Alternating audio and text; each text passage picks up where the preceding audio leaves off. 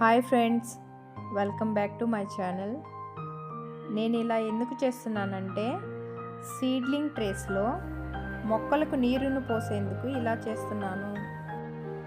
దీనికోసం ముందుగా ఖాళీ డబ్బా ఒకటి తీసుకొని క్యాండిల్ని వెలిగించి పిన్నుని వేడి చేసి డబ్బాకి హోల్స్ వేయాలి. ఇలా పిన్నుని ఎందుకు వేడి చేస్తున్నానంటే అది డైరెక్ట్గా అయితే గుచ్చుకోదు కాబట్టి ఇలా వేడి చేస్తే ఈజీగా గుచ్చుకుంటుంది, అందుకే ఇలా చేస్తున్నాను. హోల్స్ అనేవి డబ్బాకి పై భాగంలోనే వేయాలి.